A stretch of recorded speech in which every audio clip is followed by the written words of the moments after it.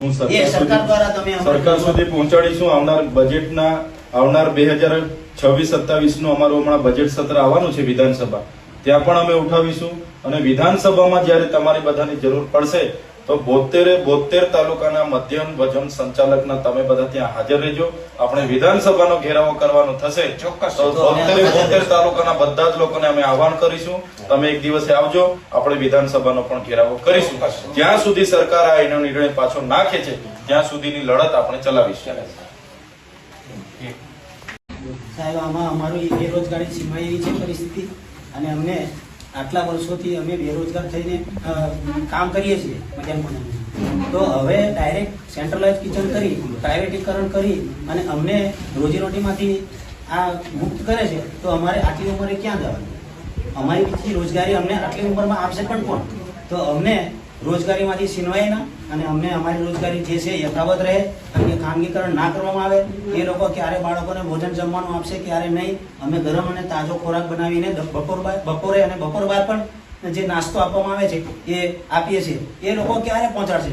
હમણાં આગળ વાત કરી એમ 40-50 કિલોમીટરના એરિયામાં જ્યાં આગળ રસ્તા નથી, 5 કિલોમીટર દૂર છે રસ્તાથી સ્કૂલો, એ લોકો કેવી રીતે ટિફિન પહોંચાડશે?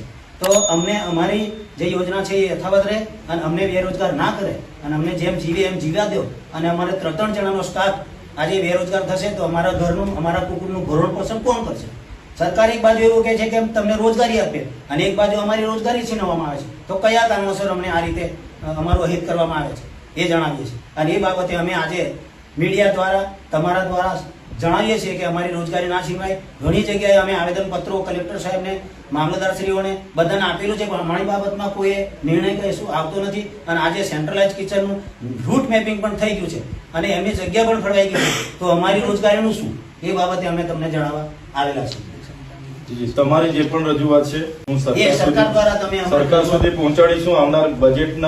આવનાર 2026-27 નું અમારું હમણાં બજેટ સત્ર આવવાનું છે વિધાનસભા, ત્યાં પણ અમે ઉઠાવીશું. અને વિધાનસભામાં જયારે તમારી બધાની જરૂર પડશે તો 72 તાલુકાના મધ્યમ ભોજન સંચાલકના તમે બધા ત્યાં હાજર રહેજો.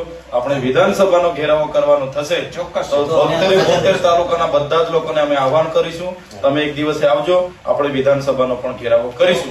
જ્યાં સુધી સરકાર આ એનો નિર્ણય પાછો ના ખેંચે ત્યાં સુધીની લડત આપણે ચલાવીશું. છોટાઉદેપુર જિલ્લાના તમામ સમાચાર માટે આપનું છોટાઉદેપુર યુટ્યુબ ચેનલને સબસ્ક્રાઇબ કરી બેલ આઇકન દબાવશો.